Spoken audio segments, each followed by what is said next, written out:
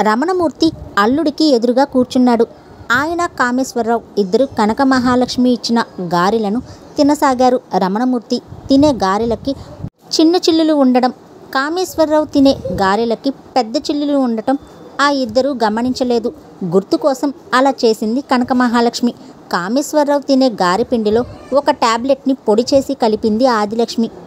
పచ్చిమిరపకాయలు, కరివేపాకు, ఉల్లిపాయలు, అల్లం సన్నగా తరిగి కలిపి వేసిన గారెలేమో పైగా ఆకలి మీద ఉన్నారేమో సుష్టుగా తిన్నాడు కామేశ్వరరావు. రమణమూర్తి ఆలోచిస్తున్నాడు. అంత అకస్మాత్తుగా కామేశ్వరరావుకి వాంతులెందుకు వచ్చాయా అని ఆ మాటే అడిగాడు. కాఫీలో ఏదో పడి ఉంటుంది మావయ్య చెప్పాడు.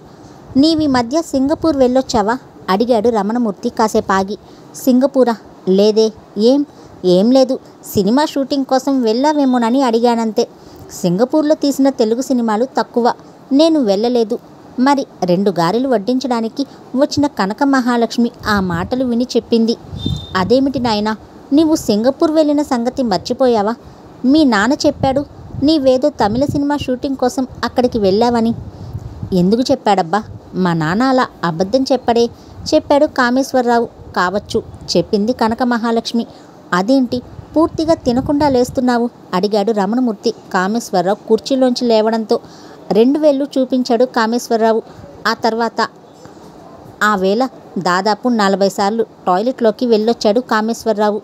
డిసెంట్రీనా అడిగాడు రమణమూర్తి 12వ అలాంటిదే చెప్పాడు కామేశ్వరరావు నీరసంగా. వాంతులు, డిసెంట్రీతో గంటలో కామేశ్వరరావు డీలా పడిపోయాడు. రమణమూర్తి గంభీరంగా ఏదో ఆలోచిస్తూ ఉండిపోయాడు. ఆయన అలా బుద్ధిగా కుర్చీలో అంతసేపు కూర్చుని ఏదో ఆలోచించడం ఆ కాంపౌండ్లోని అందరికీ ఆశ్చర్యం కలిగించింది. వినాయకరావుతో చెప్పాడు శాస్త్రి ఆనందంగా. చూసావా, రమణమూర్తి సైకాలజీని ఇట్టే పట్టేశానంటే నీవు నమ్మలేదు. ఇప్పుడు అతను తీవ్రంగా ఆలోచిస్తున్నాడు తన కాబోయే అల్లుడికి ఎయిడ్స్ ఏమోనని. పాపం చెప్పాడు వినాయకరావు. రాత్రి భోజనానికి కూర్చున్నాక కనక మహాలక్ష్మి కామేశ్వరరావుతో చెప్పింది ప్రేమగా. నాయనా, ఇందాకంత వాంతులు, ఆ తర్వాత మరొకటి. ఎంత నీరసపడిపోయావు. కాస్తంత అన్నమైన కడుపు నిండా తింటాను, ఆకలి మండిపోతోంది చెప్పాడు కామేశ్వరరావు.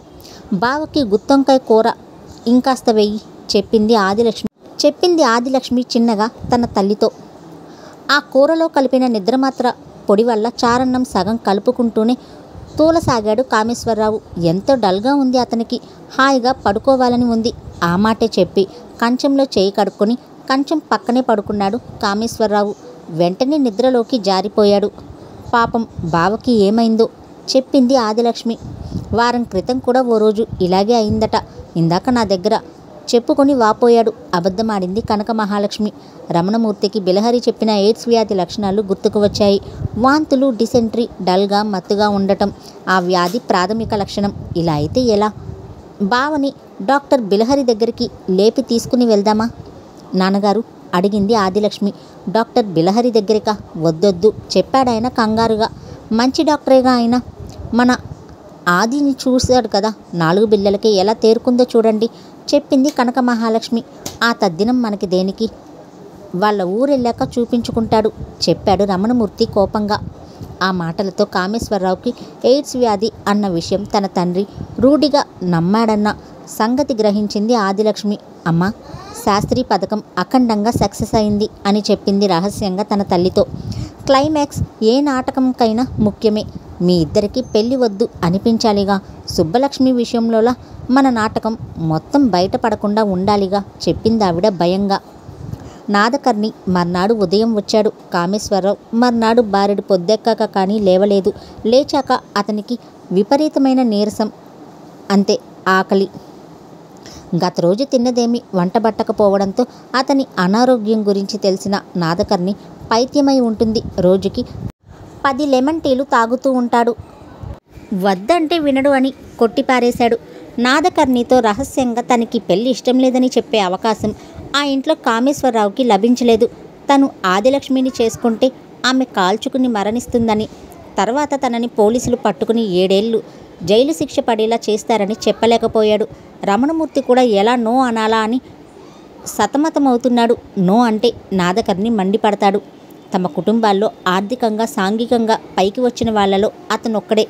నిజానికి తనలాంటి మధ్యతరగతి వాడి కూతుర్ని తన కోడలిగా చేసుకుంటాను అంటే ఏ చిత్ర నిర్మాత కూతుర్నో చేసుకోవచ్చు. కానీ ఆయనకి డబ్బు కాక అనురాగం, ఆప్యాయత ముఖ్యం. ఈ పెళ్ళి వద్దు మిత్రమా అంటే కోరి వైరం తెచ్చుకున్నట్లే.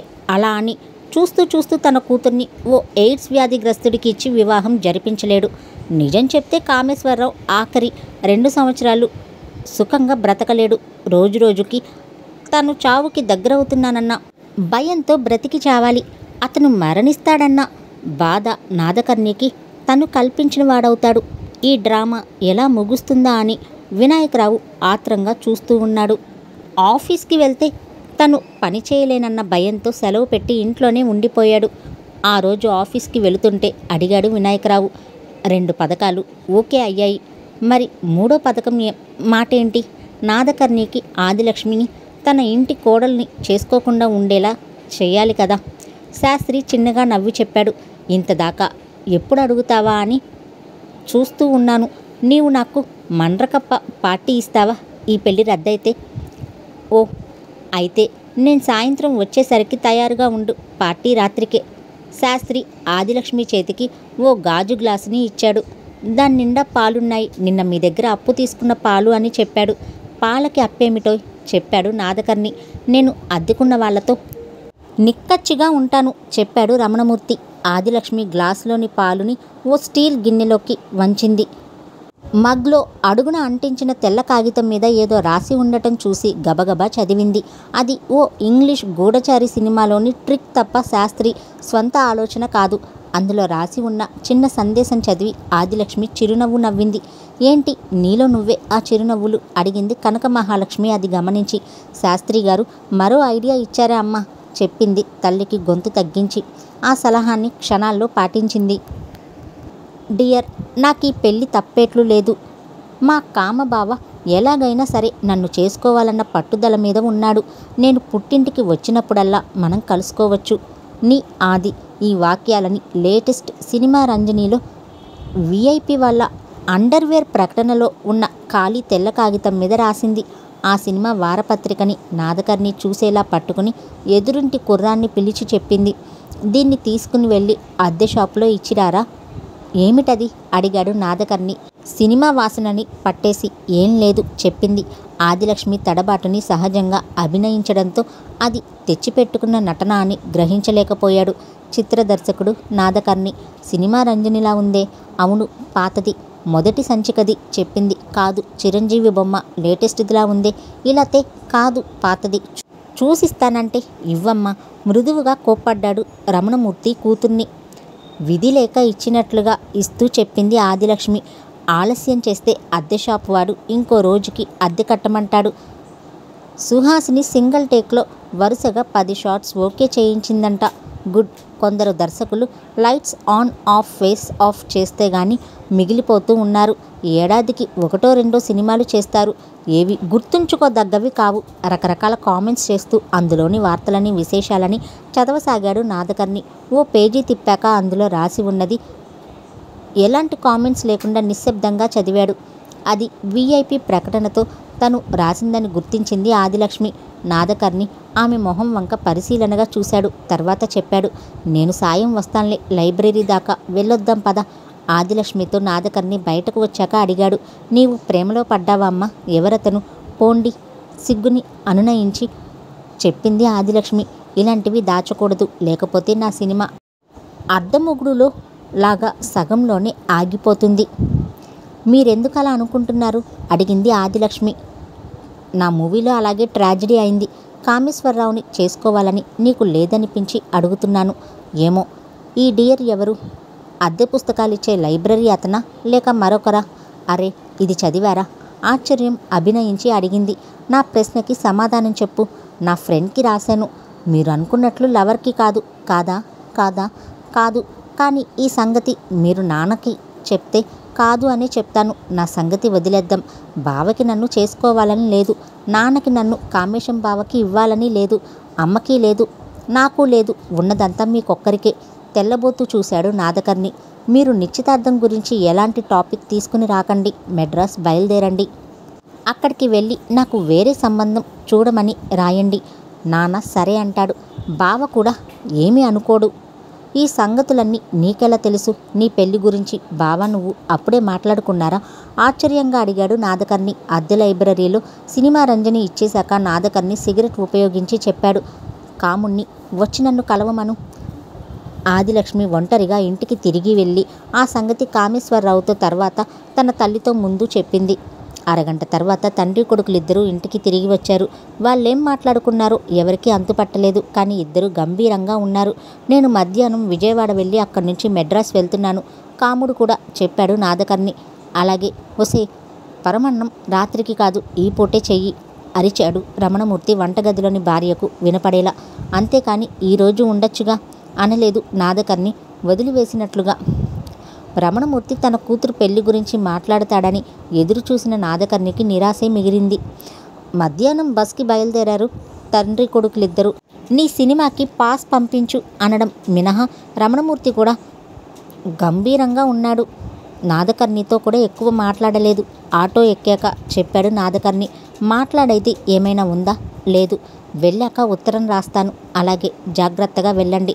ఆ సంగతి మాకు తెలుసు. ఆటో వెళ్ళిపోయాక తృప్తిగా నిట్టూర్చింది కనక మహాలక్ష్మి. ఆ ప్లాన్ సక్సెస్ అయిందని గ్రహించింది ఆదిలక్ష్మి. వినాయకరావు గదిలో నుంచి టేబుల్ మీద తబలా వాయింపుడు వినపడ్డంతో అటువైపు వింతగా చూశాడు రమణమూర్తి. ఆయనకు ఎంతో సంతోషంగా ఉంది. కనక మహాలక్ష్మి వాళ్ళు వెళ్ళిన అరగంటకి చెప్పింది. మన అమ్మాయికి వేరే సంబంధాలు చూడొచ్చు కదండి. ఆ కామేశం ఏంటో రోగిష్టిలా కనపడ్డాడు నా కళ్ళకి. నాకు అలానే అనిపించింది చెప్పాడు రమణమూర్తి. మరి ఆ కళ్ళు ఎంత లోతుకుపోయాయో చూసారా? ఏదో పెద్ద రోగమే అయి ఉండాలి. ఏం వాంతులు, ఏం టాయిలెట్కి వెళ్ళడాలు, ఏం నిద్రలు. ఆదిలక్ష్మికి నేను సవత్తల్లై ఉంటే కామేశానికి ఇచ్చి కట్టబెట్టాలి అనేదాన్ని. వాళ్ళు పెళ్లి విషయం ఏం తేల్చలేదు. అంచేత నేను మాట్లాడలేదు. మరీ మంచిదైంది చెప్పాడాయన. బస్సులో విజయవాడ వెళ్తూ నాదకర్ణి కామేశ్వరరావు కూడా ఈ విషయం గురించే మాట్లాడుకున్నారు. క్లియర్ కట్గా మనిద్దరికీ అర్థమైంది ఆదిలక్ష్మి అమాయకురాలు కాదని. రమణమూర్తికి తెలిసే ఉండాలి. ఆ ప్రేమ వ్యవహారం లేకపోతే కనుక ముహూర్తం కోసం నిశ్చితార్థం కోసం తొందరపడేవాడు చెప్పాడు నాదకర్ణి. మనం అర్థం చేసుకోలేకపోయాం కానీ నాన్న నిశ్చితార్థానికి ఓసారి మెన్సెస్ అని తప్పించుకున్నారు. మరోసారి సరిగ్గా సమయానికి ఒంటికి జిడ్డంటించుకుని తప్పించుకుంది. పోన్లేరా, నిన్ను మందు పెట్టి చంపుదామని ప్రయత్నించారు కానీ ఆయుష్ ఉండి బ్రతికి బయటపడ్డావు. రేపు నీ పెళ్ళయ్యాక నిన్ను చంపడమో తను చావడమో చేసే తీరుతుంది చెప్పాడు నాదకర్ణి. రాత్రి సరిగ్గా 12:15కి తూమ్ మీద కూర్చుని ఉన్నారు ముగ్గురు. వాళ్ళు వరుసగా శాస్త్రి, బిలహరి, వినాయకరావు. అప్పటిదాకా వినాయకరావు తాగలేదు. మిగతా ఇద్దరు చేరి తేలు తాగి ఉన్నారు. కొద్ది దూరంలో రిక్షా అతను వెయిట్ చేస్తున్నాడు. శాస్త్రి ఏడుస్తున్నాడు. నీకింకా ప్లాన్లు అవసరం లేదు కాబట్టి రేపటి నుంచి బార్కి తీసుకురావు కదూ అడిగాడు శాస్త్రి దుఃఖంగా. అబ్బే తప్పకుండా తీసుకొస్తాను. నాకు తెలుసు నువ్వు తీసుకుని రావులే. మళ్ళీ ఏడవసాగాడు శాస్త్రి. అబ్బా ఏడవకురా విసుక్కున్నాడు వినాయకరావు. అబద్ధాలాడకు. నీ దగ్గరున్న డబ్బంతా ఖర్చు చేయించేశాంగా. ఇంకెలా బార్కి తీసుకుని రాగలుగుతావు? అయ్యా డబ్బున రిక్షా ఎక్కండి, పోలీసులు వస్తున్నారు చెప్పాడు రిక్షావాడు. దూరంగా చేతిలో లాఠీలతో బూట్లు టక్టకలాడించుకుంటూ వస్తున్న ఇద్దరు పోలీస్ కానిస్టేబుల్స్ని చూసి ముగ్గురు తూమ్ మీద నుంచి దూకారు. కింద పడ్డ శాస్త్రిని రిక్షావాడు, వినాయకరావు కలిసి రిక్షాలో కూర్చోపెట్టారు. రిక్షా బయలుదేరింది. నాదకర్ణి నుంచి 4వ రోజున మెడ్రాస్ నుంచి రమణమూర్తికి ఉత్తరం వచ్చింది. కామేశ్వరరావుకి ఎన్ని విధాలా చెప్పినా ఆదిలక్ష్మిని చేసుకోవడానికి సుముఖంగా లేడని, ఏమనుకోవద్దని, పెద్దవాళ్ళ మాటల్ని పిల్లలు ఖాతరు చేయని రోజులు వచ్చేశాయని, ఈ ఇతివృత్తం మీద ఓ సినిమా కూడా తీయాలనుకుంటున్నాడని ఆ ఉత్తరాన్ని సినిమా రంజనిలో ఆదిలక్ష్మి రాసిన డియర్ ఉత్తరం జత చేశాడు నాదకర్ణి. ఈ ఉత్తరం ఏమిటమ్మా గద్దించాడాయన కూతుర్ని పిలిచి. చిన్నగా నవ్వి చెప్పింది ఆదిలక్ష్మి. నా ఫ్రెండ్ కమలా తెలుసుగా నాన్నగారు, అది నేను బెస్ట్ ఫ్రెండ్స్. పెళ్ళయ్యాక వేరే ఊళ్ళకి వెళ్ళకూడదని, ఈ ఊళ్ళో ఉద్యోగాలు చేసుకునే మొగుళ్లను చేసుకుంటే మంచిదని అనుకున్నాం. ఆ సందర్భంలో రాసిన ఉత్తరం ఇది. నాదకర్ణి మావయ్య అపార్థం చేసుకున్నట్లున్నాడు. ఈ సంగతి రాస్తే బావ నన్ను చేసుకోవడానికి ఒప్పుకోవచ్చు. అదా సంగతి. ఇంకెప్పుడైనా ఫ్రెండ్స్కి ఇలాంటి ఉత్తరాలు రాయకు. నోటితో చెప్పు అక్షరం ఒక్కోసారి బలి కోరుతుంది. మీ కామేశం బావ ఆరోగ్యం తీరు నాకు నచ్చలేదమ్మా. ఇంకో మంచి సంబంధం చూద్దామనుకుంటున్నాను చెప్పాడు రమణమూర్తి. అదేమిటండి? చిన్నప్పటి నుండి అనుకుంటున్న సంబంధం చెప్పింది కనక మహాలక్ష్మి. అవును నాన్నగారు, మగపెళ్లివారు కాబట్టి వాళ్ళు ఇలా బెట్టుగా రాస్తూ ఉంటారు. మనమే ఆడపిల్ల సంబంధం కాబట్టి కాళ్ళ వేళ్ళ పడాలి చెప్పింది ఆదిలక్ష్మి కూడా. మంచి చెడ్డలు ఆడవాళ్ళు మీరేం చెప్పక్కర్లేదు, నాకు మీకన్నా బాగా తెలుసు, నోరు మొయ్యండి అరిచాడాయన అసహనంగా. మర్నాడు ఉదయం వినాయకరావుకి చెప్పింది ఆదిలక్ష్మి ఆ శుభవార్త. నీళ్లు పట్టడానికి వచ్చినప్పుడు మనవి అదృష్ట జాతకాలు. అటు మీకు సుబ్బులుని, ఇటు మాకు కామేశం బావని తప్పించగలిగాం. ఇక మీ నాన్నగారికి నేను నచ్చజెప్పడమే తరువాయి. ఆ విధంగా వినాయకరావు పెళ్లికి ఉన్న అడ్డంకులతో రెండో అడ్డంకిని తొలగించాడు శాస్త్రి వినాయకరావులు. త్వరలోనే వాళ్ళకి మూడో అడ్డంకి ఎదురైంది.